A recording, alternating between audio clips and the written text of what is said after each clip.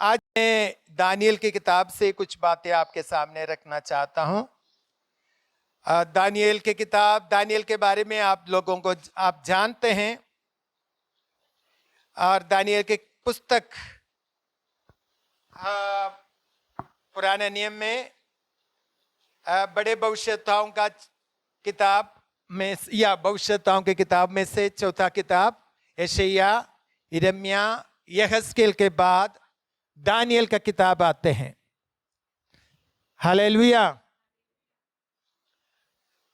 तो दानियल की किताब से चंद बातें मैं आपके सामने रखकर बैठना चाहता हूं और उसके लिए पढ़ेंगे दानियल की किताब पहला अध्याय का 8वां पद। एक बार पढ़िए, कोई भी पढ़िए। दानियल ने अपने मन में ठान लिया कि वह राजा का भोजन खाकर उसके पीने का दाख मधु पीकर अपवित्र ना हुए, इसलिए उसने फौजों के प्रधान से विनती की कि उसके अपवित्र ना होना पड़े। हमें परमेश्वर के वचन पढ़े और सुने जाने पर आशीष मिले। छोटी सी प्रार्थना करेंगे। प्यारे पिता परमेश्वर, और आपके पवित्र जीवित वचन के लिए धन्यवाद करते हैं। प्रभु, वचन के द्वारा हमसे बोल और बातचीत करें। बोलने के लिए मुझे भी शक्ति और सामर्थ्य आए हुए सभी भाई बहनों को आपके सामर्थ्य हाथ में देते हैं। धन्यवाद प्रभु यीशु मसीह, आपकी उपस्थिति हमारे बीच में है। आप हमसे बोल और बातचीत करने जा रहे। धन्यवाद। धन्यवाद के साथ यीशु मसीह के नाम से मांगते हैं, आमीन आमीन। दानियल के बारे में आप थोड़ा सा पृष्ठभूमि आपके सामने रखना चाहता हूं कि परमेश्वर के लोग जो भी इस्राएल लोग जब परमेश्वर के बातों को उल्लंघन किया, परमेश्वर के वचन के अनुसार ना जीवन बिताने के कारण परमेश्वर ने इस्राएल लोगों को बाबुल साम्राज्य के राजा के अधीन में कर दिया। और बाबुल साम्राज्य इस्राएल देश में चढ़ाई किया। चढ़ाई कर कर वहां से लोगों को पकड़कर बाबुल देश में लेके गया। और जो लोग काफी लोगों को लेके आए, उनमें से कुछ लोगों का नाम है हम दानियल के किताब में पढ़ते हैं। तो हम पहले दानियल का नाम पढ़ते हैं। दानियल, हनन्याह, असरिया, मिशाएल, ये 4 लोगों के नाम हम 6 आयत में हम पढ़ते हैं कि और भी कुछ लोग थे, लेकिन उनमें से कुछ लोगों का नाम इधर दिया है जिनको बाबुल या यरूशलेम से या इस्राएल से बाबुल देश में बंधुआई करके लेके गया था। तो ये दानियल के समय दानियल एक जवान बच्चे था, जवान लड़का था, करीब 16 साल की उम्र का लड़का था। और दानियल और उनके साथियों को और उस राजा ने, बाबुल साम्राज्य के राजा ने उधर उनको अपने देश में लेके गया। तो इधर हम कुछ चंद बातें दानियल के बारे में हम ये पहली बात मैं ये बताना चाहता हूं कि दानियल को यरूशलेम से यानी कि इस्राएल लोगों या परमेश्वर के लोगों के बीच में से उठाकर एक अन्य देश में लेके गया। वहां परमेश्वर की आराधना नहीं होते हैं, जीवित परमेश्वर का आराधना नहीं होते थे। उस ऐसा एक जगह में दानियल और उनके साथियों को लेके गया। और लेकिन वहां भी हम देखते हैं दानियल परमेश्वर के लिए एक दृढ़ फैसला के साथ जीवन बिताया है करके हम देख सकते हैं। आज हम इस दुनिया में, जिस दुनिया में हम रहते हैं, बदलने वाला, बदलते रहते हैं। दुनिया क्या करते हैं, या दुनिया बदलने वाला दुनिया है। आपको पता है आज से 30 साल पहले, 25 या 25-30 साल पहले जो बातें था वो आज दिखाई नहीं देते हैं, क्योंकि दुनिया क्या कर रहे हैं? बदल रहे हैं, बदलते जा रहे हैं। हम इस बदलने वाले दुनिया में हम भी रह रहे हैं। और लेकिन बदलने वाले दुनिया में एक बात मैं आपके बताना चाहता हूं, परमेश्वर के वचन में परमेश्वर का वचन बदलता नहीं है। परमेश्वर का वचन बदलता नहीं, परमेश्वर बदलता नहीं। वचन में हम पढ़ते हैं, इब्रानियों की पत्री में लिखा है, परमेश्वर आज कल और युगानुयुग एक सा है, कि परमेश्वर बदलता नहीं है। दुनिया बदल रहे हैं, लेकिन परमेश्वर का वचन और परमेश्वर बदलता। पिछले दिनों में मैं एक पीपल ग्रुप के बारे में मैंने सुना। उनका नाम है अमिश नामक एक पीपल ग्रुप है। अमिश, क्या आपने सुना है अमिश पीपल ग्रुप के बारे में? है? ये अमेरिका में रहते हैं। ये जो ग्रुप, ये विश्वासी हैं, प्रभु यीशु मसीह पर विश्वास करते हैं, लेकिन ये लोग एक अलग जीवन बिताते हैं और दूसरों के साथ इतना ज्यादा मिंगल नहीं करते, या क्या बोलते हैं, मिले जुले नहीं रहते हैं। और ये जो ग्रुप हैं आज भी मोबाइल फोन यूज नहीं करते हैं।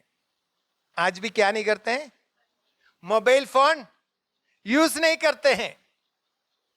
और वो जैसे आजकल दुनिया में जो बिजली है, बिजली भी वो यूज नहीं करते हैं। उनके गांव में क्या नहीं है? बिजली नहीं है। और बहुत सारी बातें, वो ये जो बदलने वाले दुनिया में, उसके साथ वो लोग बदलना नहीं चाहते हैं। और उसके वस्त्र धारण में भी आजकल जो क्या है, फैशन है, तो लेकिन वो लोग यूज नहीं करते हैं। तो आजकल ऐसा एक ग्रुप को देखना मुश्किल है, लेकिन अमेरिका में आप नेट में भी ढूंढ सकते हैं, अमिश, AMISH, ये जो ग्रुप के बारे में आप नेट में सर्च कर सकते हैं। तो ऐसा एक ग्रुप आज भी हमारे दुनिया में है, वो बदलना नहीं चाहते हैं। हालेलुया। और भी काफी बातें हैं, मैं उसके बारे में ज्यादा बताना नहीं चाहता। लेकिन हम जिस जगह में हम रहते हैं वो बदलने वाला दुनिया है। और लेकिन बदलने वाले दुनिया में दानियेल परमेश्वर के वचन से कॉम्प्रोमाइज या दुनिया के साथ कॉम्प्रोमाइज ना करते हुए परमेश्वर के वचन के अनुसार जीने के लिए फैसला किया है।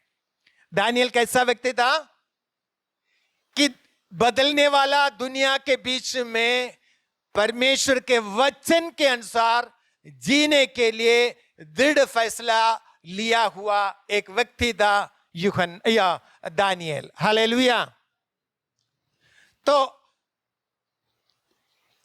काफी दबाव, परिस्थिति उनके जीवन में काफी दबाव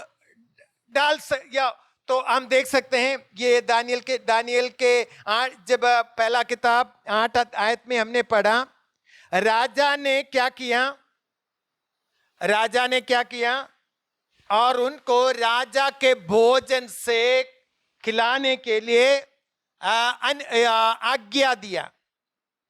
लेकिन राजा के भोजन क्या था?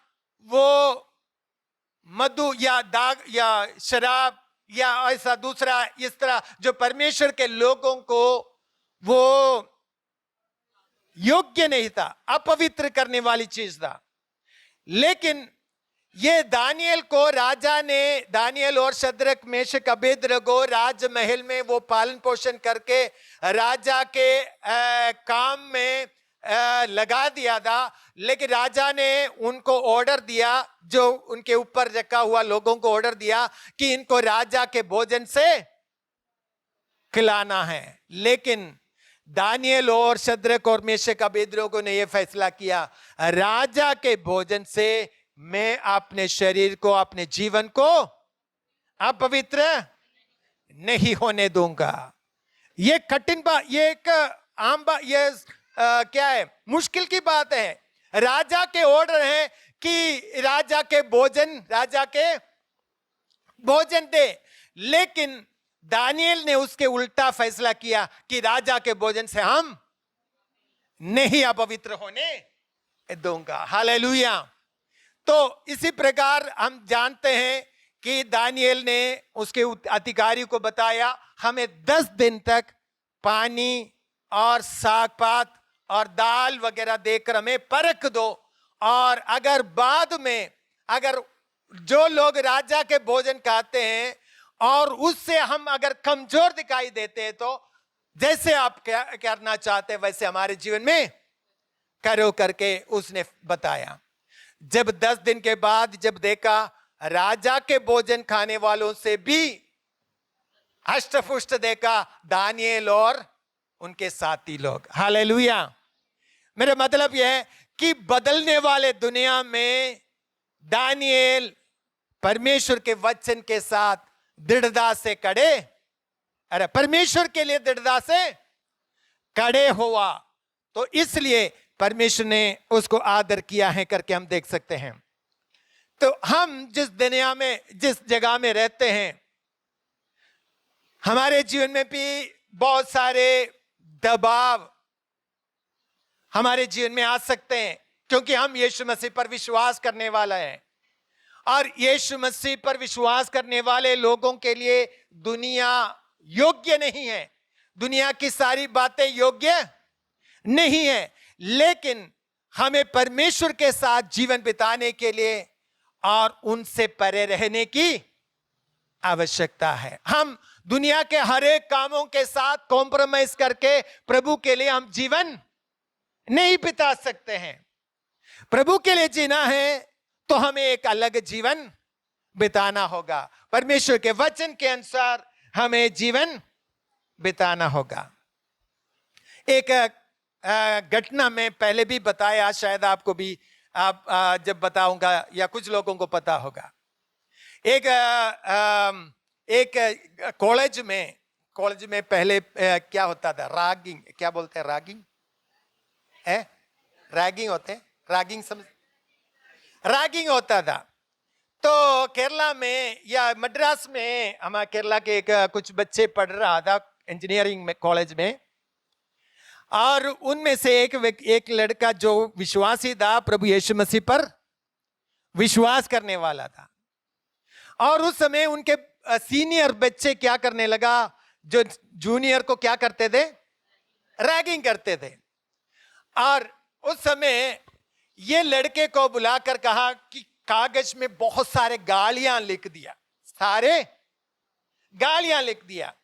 और बहुत सारे गालियां लिखने के बाद कहा कि तुम सारे बच्चे इकट्ठे थे, तब क्या तुम जाकर क्या करना है, उनके बीच में जोर से पढ़ना है करके बताया। ये गालियां पढ़ने के लिए उनको मजबूर किया, लेकिन नहीं तो तुम क्या करना है, मेज के ऊपर शैम्पू का बोतल पड़ा था, रखा हुआ था, शैम्पू का बोतल।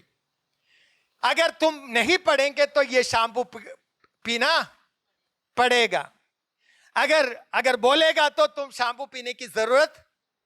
तो ये उनके सामने खड़े होकर, वो प्रभु यीशु मसीह पर विश्वास करने वाला था, लेकिन ये कागज में लिखा हुआ कोई भी शब्द वो पढ़ने के लिए लायक, सारे गालियां दे लेकिन पढ़ने का लायक नहीं था।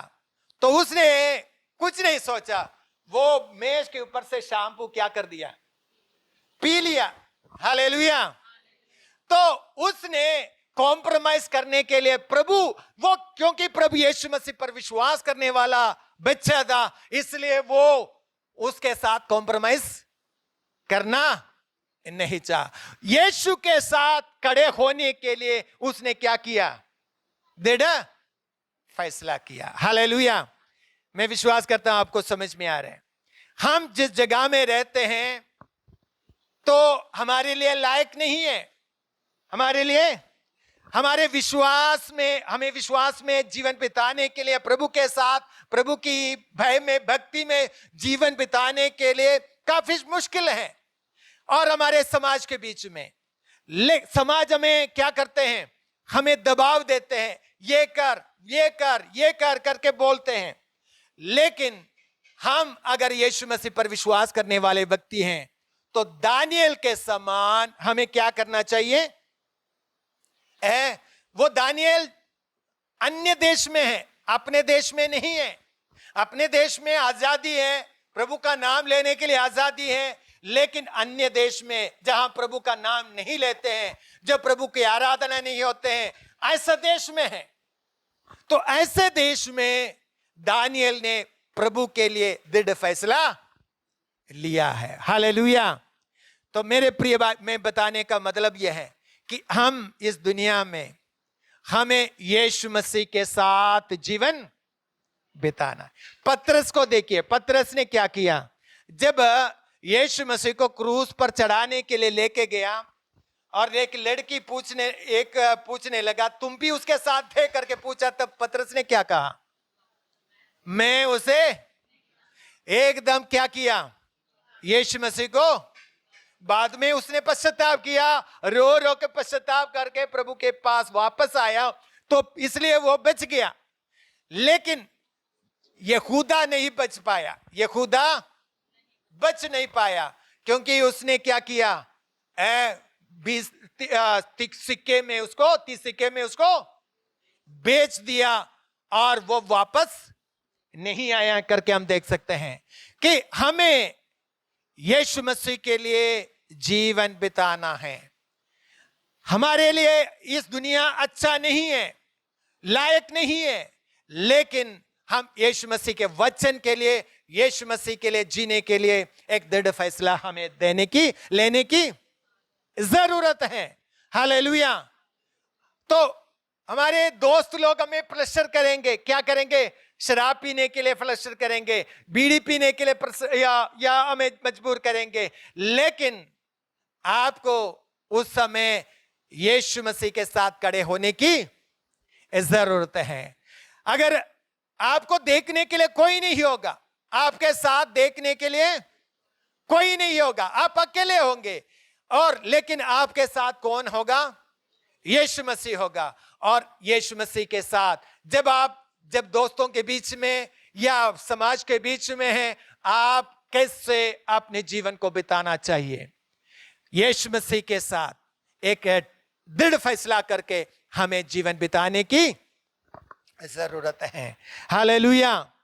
दानियेल अन्य देश में है, अन्य जाति के लोगों के बीच में है, लेकिन वो परमेश्वर के लिए जीने का फैसला किया है करके हम देख सकते हैं। हालेलुया। हमारे विश्वास को से कॉम्प्रोमाइज करने के लिए काफी बातें हमारे जीवन के सामने आएंगे, लेकिन उन सारी बातों को हमें यीशु मसीह के लिए इनकार करने के लिए तैयार रहना है। हालेलुया। कुछ बातें हम जानते हैं ये सही हैं, लेकिन उन सही हम जानने के बावजूद भी लोग हमें जब दबाव देते हैं तो हम उसके साथ कॉम्प्रोमाइज नहीं करना है। हालेलुया। और हमारे जीवन के अंदर से भी काफी लड़ाई होते रहते हैं, हमारे जीवन के अंदर से भी काफी लड़ाइयां होते रहते हैं, लेकिन हमें हमारे मन से, हृदय की गहराई से यह फैसला करने की जरूरत है, मैं यीशु मसीह के वचन से दाएं बाएं नहीं मुड़ूंगा, मैं यीशु मसीह के वचन से दाएं बाएं नहीं मुड़ूंगा। दानियेल के समान एक दृढ़ फैसला हमें लेने की जरूरत है। दानियेल ने क्या फैसला किया कि राजा के भोजन से मैं अपने शरीर को अपवित्र होने नहीं दूंगा। हालेलुया। तो हमारे मन को दृढ़ रखने की जरूरत है। हमारे मन को क्या करना है? परमेश्वर के वचन, परमेश्वर के साथ खड़े होने के लिए और परमेश्वर के वचन के अनुसार चलने के लिए हमारे मन में दृढ़ फैसला करने की जरूरत है। हालेलुया। दानियल के समान हमें परमेश्वर के साथ हमें दृढ़ करना है। और याकूब की पत्री में हम पढ़ते हैं, दुश्चिंता मन को परमेश्वर घृणा करते हैं। दो तरह की मन को परमेश्वर क्या करते हैं? घृणा करते हैं। और आप पढ़िए याकूब की पत्री 4:8 पढ़ना। 4:8 में क्या लिखा है? हाँ, परमेश्वर के निकट आओ, वो तुम्हारे निकट आएगा। अपने हाथ शुद्ध करो, दुचित लोगों अपने हृदय को क्या करो? दुचित लोग, दो प्रकार की मन रखने वाले, दो प्रकार की। जब दुनिया के लोगों के साथ जब हम खड़े हैं उसके साथ लग जाते हैं, जब चर्च में आते हैं चर्च के लोगों के साथ, ये कैसे मन है? दो प्रकार की मन है। आप बाहर के लोगों के साथ उनके अनुसार व्यवहार करते हैं और चर्च के साथ लोगों के साथ उसके अनुसार व्यवहार करते हैं। ये इसको कहते हैं दुचित का मन, दो चित्त का मन। क्या आपको समझ में? हालेलुया। क्या समझ में आ रहे कि नहीं आ रहे? कि हमारे परमेश्वर दो चित्त का मन को क्या करते हैं? पसंद नहीं करते हैं। तो हमें एक तरफ रहना है। एक बार ये एक राजा था, आसा नामक एक राजा। आसा नाम के एक राजा को परमेश्वर ने कहा, तुम्हारा मन परमेश्वर के उपस्थिति में क्या है? सही नहीं है। तुम्हारा हृदय परमेश्वर के निकट, परमेश्वर के हाथ सामने सही नहीं है। और जब तुम बनहदर राजा को मिला तो उनको पैसा देकर उनको अपने वश में कर दिया, लेकिन परमेश्वर के काम को उसने भूल गया। तो लेकिन आसा को क्या करना चाहिए था? परमेश्वर के साथ रहकर बनहदद के खिलाफ खड़े होना चाहिए था। लेकिन जब आसा ने देखा तो बनहदद तो बहुत पावरफुल राजा है, उसको पैसा देकर अपने वश में। हालेलुया। तो परमेश्वर ने तब आसा को कहा, तूने तेरे मन परमेश्वर की उपस्थिति में सही नहीं है। मेरे ख्याल राजाओं के किताब 16 अध्याय में शायद वो वचन आप पढ़ सकते हैं। 16 अध्याय दूसरा राजा, शायद 16 अध्याय निकालिए।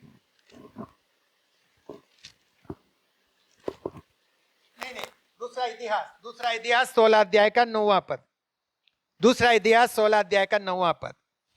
देख, यहोवा की दृष्टि सारी पृथ्वी पर इसलिए फिरती रहती है कि जिनका मन उसकी ओर निष्कपट रहता है, उनकी सहायता में वह अपनी सामर्थ दिखाए। तो किसके साथ परमेश्वर खड़े हैं? परमेश्वर किसके साथ खड़े हैं? दो निष्कपट, जिसका मन टिका हुआ है, जिसका मन प्रभु में टिका हुआ है। हालेलुया। क्या आपको समझ में आ रहे मेरी बातें जो मैं प्रचार जब आपको सिखाना चाहता हूं? कि हमारा मन दो चित्त वाले नहीं होना चाहिए। हम जो सच्चाई को क्या जानते हैं? हम सच्चाई को जानते हैं कि नहीं जानते हैं? क्या आप यीशु मसीह पर विश्वास करते हैं? क्या आप सच्चाई को जानते हैं? कि अगर आप सच्चाई को जानते हैं कि जो सच्चाई नहीं है उसके साथ अगर हाथ बढ़ाते हैं तो आप दुचित्ते लोग हैं, दो चित्त वाले। तो परमेश्वर और उसको पसंद नहीं करते हैं। आपको परमेश्वर के लिए, परमेश्वर के साथ, यीशु मसीह के साथ दृढ़ता से खड़ा होने की जरूरत है। हो सकते हैं आपके घर वाले आपके रास्ते में नहीं है, चलते हैं, लेकिन आप प्रभु के रास्ते में चलते हैं। आप घर वालों के साथ कुछ करने के लिए, घर वालों को प्रसन्न करने के लिए आप उनके साथ मत लगना है। आप वो परमेश्वर पसंद नहीं करते हैं। घर वाले के प्रसन्न करने के लिए उसके साथ, उनके साथ कॉम्प्रोमाइज नहीं करना है, हालांकि साथ समझौता कर रहे हैं। तो हमें उन बातों से, अगर आप यीशु मसीह के लिए खड़े हैं, आप दो मन से परे रहने की जरूरत है। आप अपने मन से, हृदय की निष्कपट हृदय से हमें परमेश्वर की सेवा करना है। उधर भी नहीं, इधर भी नहीं, ऐसा हालात परमेश्वर पसंद नहीं करते हैं। परमेश्वर बिल्कुल पसंद नहीं करते हैं। आप इधर भी नहीं है, उधर भी नहीं है, ऐसा जीवन दुचित मन है, तो वो परमेश्वर पसंद। आप यीशु मसीह पर विश्वास करते हैं, आप पूरा जान देने तक भी यीशु के लिए खड़े होना पड़ेगा। हालेलुया। यीशु मसीह के वचन के लिए आपको खड़ा होना पड़ेगा। हालेलुया। और परमेश्वर के वचन के लिए, यीशु के साथ खड़े होने के लिए आपको तैयार होना पड़ेगा। तो दबाव तो आएंगे, लेकिन उस दबाव में आप आने की जरूरत नहीं है। आपको यीशु मसीह के साथ खड़े होना है। हालेलुया। मैं बहुत सारी बातें, मैं ज्यादा समय लेगा तो यूथ मीटिंग नहीं चलेगा। फिर आगे दूसरी बात मैं आपके सामने रखना चाहते हैं कि दानियल की किताब पहला अध्याय 17 से 21 तक पढ़ेगा तो दानियल के ऊपर परमेश्वर प्रसन्न हुआ है करके लिखा है। कैसे पता चलेगा? कि क्योंकि उनका प्रार्थना का उत्तर परमेश्वर ने दे दिया और उनको उनसे अधिक बुद्धि और ज्ञान सब कुछ दिया है करके हम 17 पद में पढ़ते हैं। 17 पद पढ़िए। परमेश्वर ने उन चारों जवानों को सब शास्त्रों और सब प्रकार की विद्याओं में बुद्धिमानी और प्रवीणता दी, और दानियल सब प्रकार के दर्शन और स्वप्न के अर्थ का ज्ञानी हो गया। तो इधर दानियल पानी, साग पात और क्या है, दाल खाकर जा के खाने से खाना या दाने खाने के द्वारा अपने जीवन को क्या नहीं किया, अपवित्र होने के लिए अवसर नहीं दिया। तो इसलिए तो दानियल, हम समझ सकते हैं दानियल परमेश्वर के साथ खड़े रहा, परमेश्वर के व्यवस्था के अनुसार, परमेश्वर के आज्ञा के अनुसार उसने अपने जीवन बिताने के लिए समर्पित किया। इस कारण परमेश्वर ने क्या किया, 17 पद में हमने पढ़ा कि सारे ज्ञान और क्या क्या विद्याओं में बुद्धिमानी, बुद्धिमानी और प्रवीणता दिया है करके हम देख सकते हैं। प्रवीणता या बुद्धिमानी, ज्ञान दिया है करके हम देख सकते हैं, क्योंकि परमेश्वर ने और उसके जो परमेश्वर के साथ खड़े होने के कारण परमेश्वर ने उसका आदर किया है। हालेलुया। अब पढ़िए पहला शमूएल 2 अध्याय का 30वां पद पढ़ना। पहला शमूएल 2 अध्याय उसका 30वां पद। इसलिए इस्राएल के परमेश्वर यहोवा की यह वाणी है कि मैंने कहा तो था कि तेरा घराना और तेरा मूल पुरुष का घराना मेरे सामने सदैव चला करेगा, परंतु अब यहोवा की वाणी यह है कि यह बात मुझसे दूर हो, क्योंकि जो मेरा आदर करे मैं उनका आदर करूंगा, मैं उसका आदर करूंगा, और जो मुझे तुच्छ जाने वे छोटे समझे। तो इधर क्या शमूएल नबी जो या परमेश्वर एली के बच्चों के बारे में बता रहे हैं, जो मेरी आदर करते हैं उसका मैं आदर करूंगा। हालेलुया। परमेश्वर एली को कह रहे हैं जो मेरी आदर करेगा उसका मैं आदर करूंगा। दानियेल और साथी लोग परमेश्वर का आदर किया, तो इसलिए परमेश्वर ने उसको भी आदर किया। हालेलुया। अगर आप परमेश्वर का आदर करेंगे, यीशु मसीह का आदर करेंगे, तो एक दिन आने वाला है परमेश्वर आपको भी आदर करेगा। हालेलुया। ये कभी ये तो हो सकता है जल्दी की बात शायद नहीं होगा, लेकिन परमेश्वर का आदर करेंगे तो परमेश्वर उसका लिख के रखा है, एक दिन आपका भी आदर करेगा। हालेलुया। तो आपको परमेश्वर आदर करेगा अगर यीशु मसीह को आप आदर करेंगे तो। हालेलुया। दानियेल कैसे आदर किया? दानियेल कैसे परमेश्वर का आदर किया? कैसे आदर किया? कि राजा के भोजन से और वो दाख मधु से पीकर मैं अपने शरीर को अपवित्र होने नहीं दूंगा। ये फैसला परमेश्वर के वचन के अनुसार किया, तो परमेश्वर ने दानियेल परमेश्वर के साथ खड़े रहा, परमेश्वर के वचन के साथ खड़े रहा, तो परमेश्वर ने उसको भी क्या किया? आदर किया है। हालेलुया। अगर परमेश्वर का आदर आप करेंगे तो एक दिन परमेश्वर आपको भी आदर करेगा। एली के बच्चे परमेश्वर की आदर नहीं किया, तो इसलिए परमेश्वर ने उसको और आगे उनको बढ़ने के लिए अवसर नहीं दिया है करके हम देख सकते हैं। लेकिन शमूएल परमेश्वर का आदर करते हुए परमेश्वर की इच्छा के अनुसार जीवन बिताया, परमेश्वर ने उसको बढ़ाया है। हालेलुया। तो मुझे और आपको फैसला करने की जरूरत है। मैं जहां भी हो या मैं अकेला, मैं कहीं भी हो, मैं यीशु के साथ, यीशु मसीह के साथ मैं खड़े रहूंगा। मैं जिस विश्वास के लिए मैंने अपने जीवन को समर्पित किया है, मैं उस विश्वास के लिए आखिरी दम तक मैं खड़े रहूंगा। मैं लोगों के साथ समझौता नहीं करूंगा। मैं परमेश्वर के वचन के साथ जीवन बिताने के लिए मैं समर्पित करूंगा। हालेलुया। तो ऐसा प्रभु के हाथ में अपने जीवन को समर्पित करें, कॉम्प्रोमाइज ना करते हुए प्रभु के लिए, प्रभु के वचन के लिए जीने के अनुसार जीने के फैसला करेंगे, तो एक दिन परमेश्वर आपको भी आदर करेगा। हालेलुया। तो आज आपके जीवन में समस्या या परेशानी, हालात कुछ भी क्यों ना हो, आप यीशु मसीह का आदर करना शुरू करें। आप यीशु मसीह का आदर करना शुरू करें। आपके पास आने वाले लोगों के साथ यीशु मसीह का सुसमाचार प्रचार करें।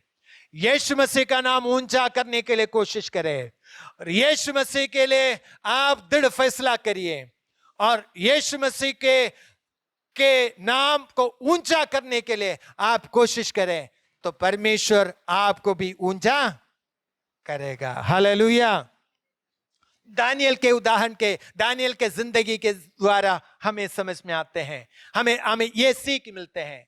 दानियेल परमेश्वर के साथ, परमेश्वर के वचन के साथ दृढ़ रहा और परमेश्वर ने उसको क्या कर दिया? और अपने जीवन में उन्नति दे दिया। परमेश्वर ने उसको आशीष दिया है करके हम पढ़ते हैं। और तीसरी बात मैं आपके सामने बताना चाहता हूं, दानियेल की किताब 6 अध्याय से पढ़ना चाहता हूं। 6 अध्याय, दानियेल की किताब 6 अध्याय में हम जानते हैं वो एक बहुत बड़ा घटना है। उसका 10वां आयत पढ़िए। 10वां आयत। जब दानियेल को मालूम हुआ कि उस पत्र पर हस्ताक्षर किया गया है, तब वह अपने घर में गया, जिसकी उपरोटी कोठरी की खिड़कियां यरूशलेम की ओर खुली रहती थी, और अपनी रीति के अनुसार जैसा वह दिन में 3 बार अपने परमेश्वर के सामने घुटने टेक कर प्रार्थना और धन्यवाद करता था, वैसे ही तब भी करता रहा। तो इधर दानियेल अकेला है, उनके साथियों का नाम भी दिखाई नहीं दे रहे, वो शायद और कहीं दूर जगह में होगा। तो इधर क्या घटना क्या है कि कुछ लोग दानियेल के विरोध में षड्यंत्र बनाया था। दानियेल को ऊंचा पदवी राजा देने के कारण लोग दानियेल के ऊपर क्या करता था? जलता था। लोग जलेंगे, कोई डरने की कोई जरूरत नहीं है। लोग जलेंगे, लेकिन हमें डरने की जरूरत नहीं है। तो इधर दानियेल को ऊंचा परमेश्वर के साथ खड़े होने के कारण परमेश्वर ने उसको ऊंचे से ऊंचे पदवी में लेके गया। लेकिन कुछ लोग क्या करता था? उनके ऊपर जलता था। और एक दिन उन लोगों ने ऐसा षड्यंत्र बनाया कि राजा को जाकर कहा, राजा आज से 30 दिन तक राजा, सारे दुनिया के लोग क्या करना है?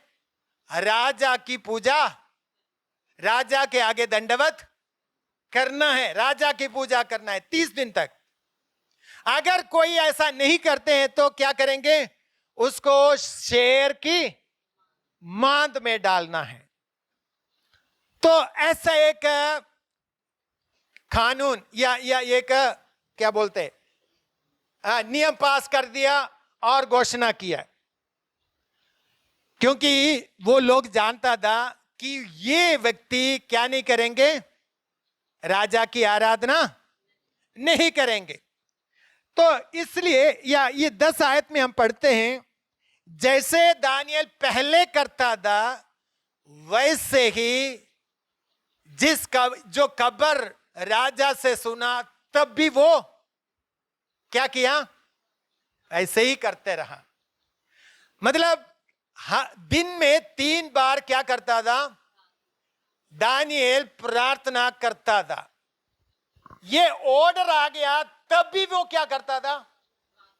तब भी वो 3 बार परमेश्वर से प्रार्थना करता था। वो अकेला है, भविष्य क्या है करके वो जानता था। राजा का ऑर्डर है, भविष्य क्या करके दानियेल अच्छी तरह जानता था। लेकिन फिर भी वो भविष्य कुछ भी क्यों ना हो, हाँ, परमेश्वर के वचन के खिलाफ कॉम्प्रोमाइज करने के लिए वो तैयार नहीं रहा। हालेलुया। परमेश्वर के साथ जैसे पहले करता था वैसे 3 बार क्या करने लगा।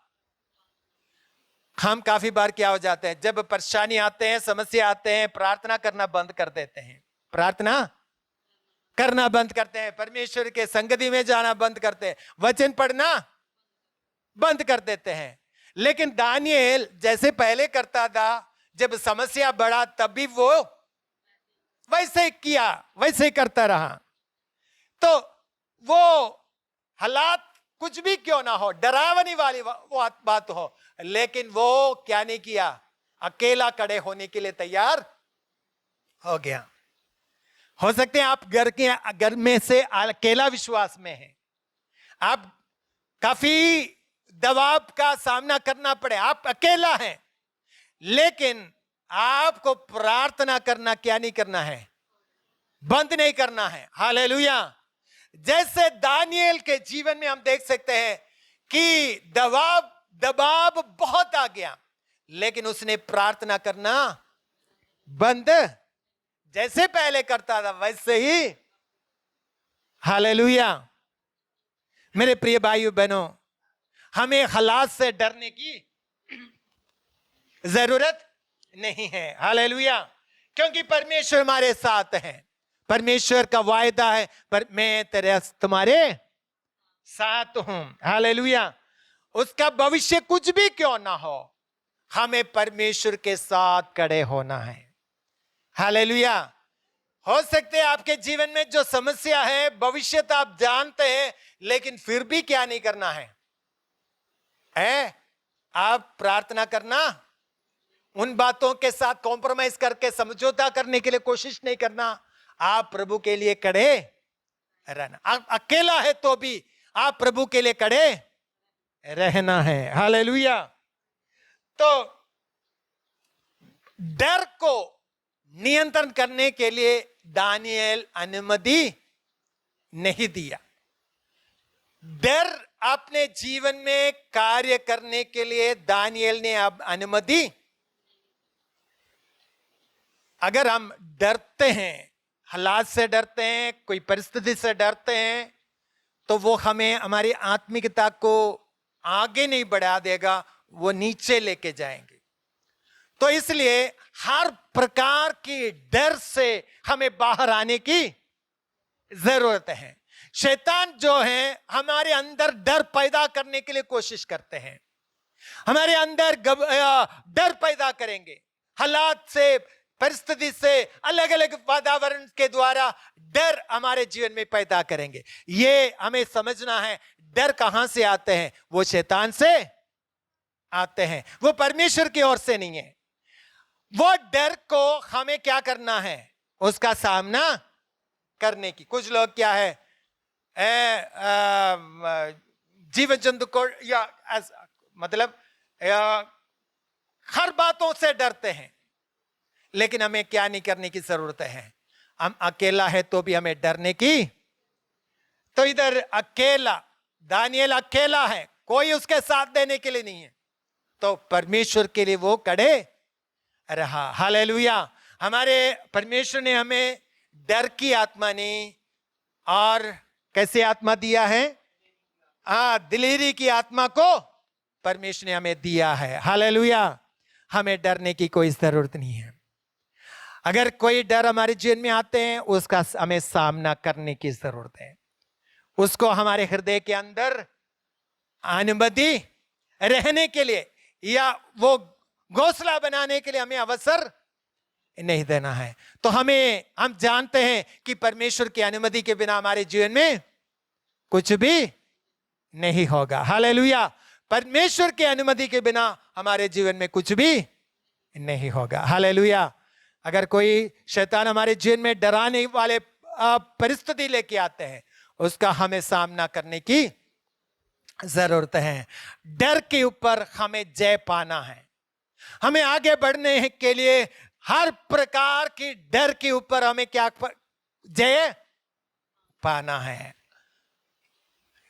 डर तो है चारों तरफ, हमें केवल परमेश्वर का भय खाना है, बाकी किसी चीज से भय खाने की, अगर ऐसा कोई भय डर हमारे जीवन में है, उसका हमें सामना करना है। परमेश्वर के वचन के साथ उसका सामना करना है। वचन लेके आना है, परमेश्वर के वचन उस जगह में लेके आना है, और उसके ऊपर हमें विजय पाना है। हालेलुया। तो दानियेल अकेला था, फिर भी वो जैसे पहले प्रार्थना करता था, वैसे आज भी, उस दिन भी प्रार्थना करते रहा। हालेलुया। जब समस्या आते हैं, काफी लोग क्या करते हैं? प्रार्थना छोड़ देते हैं, इधर उधर धागा बांधने के लिए, ये करने के लिए, वहां जाने के लिए भाग जाते हैं। लेकिन मेरे प्रिय भाइयों बहनों, हमें किसी के पास जाने की जरूरत नहीं है। हमारा परमेश्वर आज भी शक्तिशाली परमेश्वर है। हमें किसी से धागा बांधने की जरूरत नहीं है, किसी से पूछने की जरूरत नहीं है, ये किस कारण से हमारे जीवन में आ।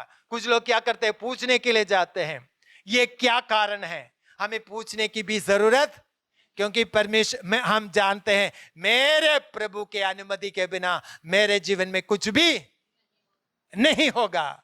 हालेलुया।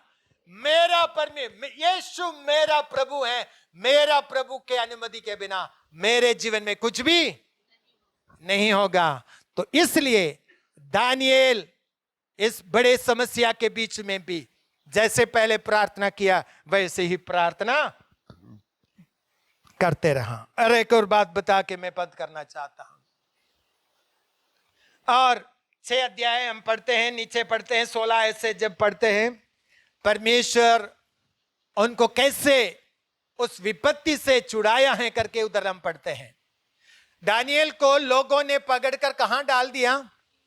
शेर के मांद में डाल तो दिया। तो दानियेल को लोगों ने, उन जलने वाले लोगों ने, और राजा को मजबूर किया गया। राजा नहीं चाहता था इसको सिंह के गुफा में डालने के लिए, क्योंकि राजा दानियेल से प्रीति रखता था, इसलिए राजा नहीं चाहता था कि दानियल को गुफा में, लेकिन उन जलने वाले लोगों के मजबूरी या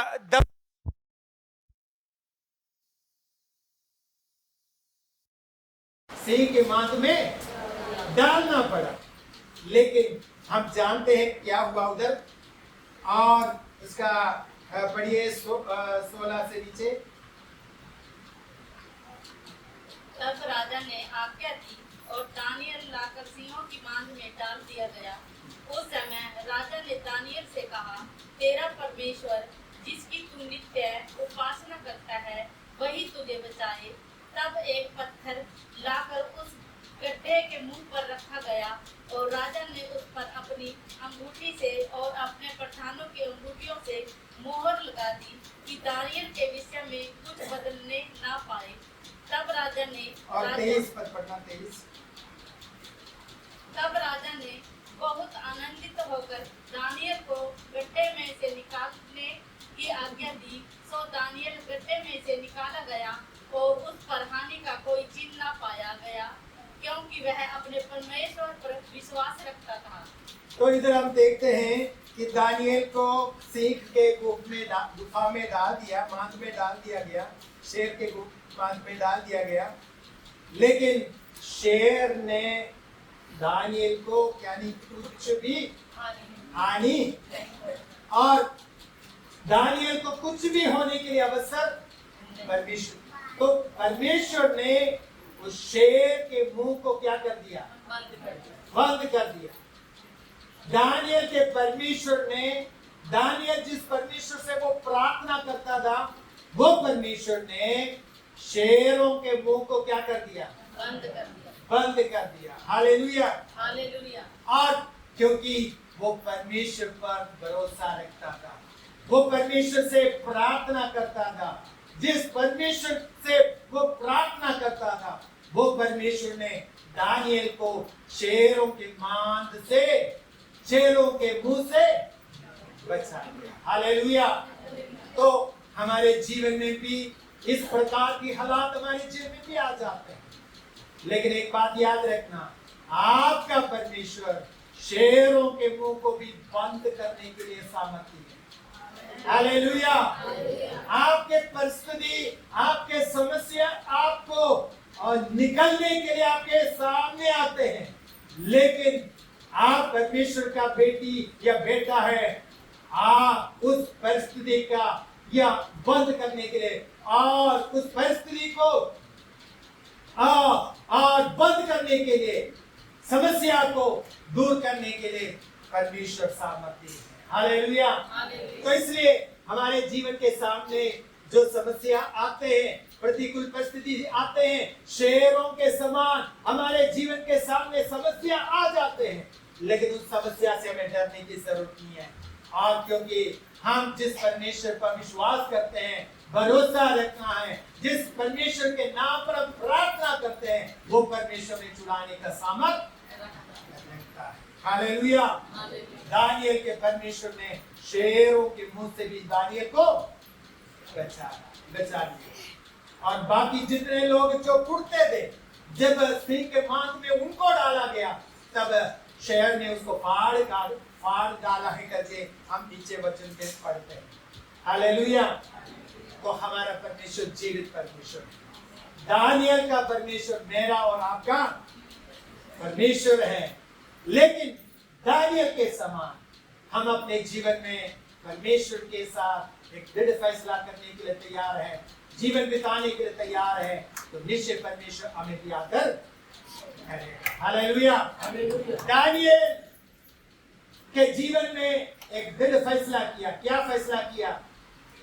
कि मैं राजा के भोजन से उन वस्तुओं से मैं अपने शरीर को अपवित्र होने नहीं दूं।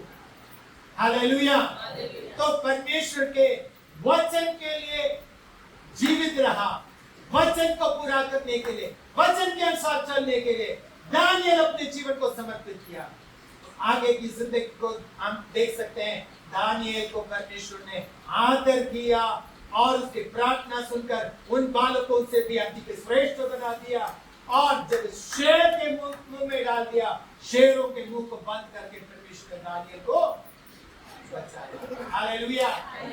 मैं नहीं जानता आप कौन सी परिस्थिति से होकर और आते हैं। आपके परिस्थिति कुछ भी क्यों ना हो, आपका परमेश्वर दानियल का परमेश्वर है। मेरा और आपका परमेश्वर, जिस परमेश्वर को दानियल ने उपासना किया, भरोसा किया, वही परमेश्वर आपका भी परमेश्वर है। वही परमेश्वर आपको भी छुड़ाएगा, आपको भी बचा के रखेगा, आपको भी सुरक्षित रखेगा, आपको परमेश्वर संभालेगा। तो परमेश्वर के हाथों में अपने जीवन को समर्पित करें। हालेलुया। हमें किसी चीज से कॉम्प्रोमाइज करने के लिए अवसर था। चाहे जीना है, मरना है, यीशु के लिए जीना है। किसी भी बात के साथ कॉम्प्रोमाइज करने के लिए अवसर नहीं। किसी को प्रसन्न करने के लिए हाथ बढ़ाने की जरूरत नहीं। आप प्रभु को जानते हैं, आप प्रभु के लिए जिए, प्रभु के लिए समर्पित करें। चाहे जीना है, मरना है, यीशु के लिए जीवन का करके एक दृढ़ फैसला करें। तो परमेश्वर दानियल को आदर किया हुआ परमेश्वर आपको भी आदर करेगा। हालेलुया। तो परमेश्वर इस वचन के द्वारा हमें आशीष दे। आइए प्रार्थना। कोई प्रार्थना।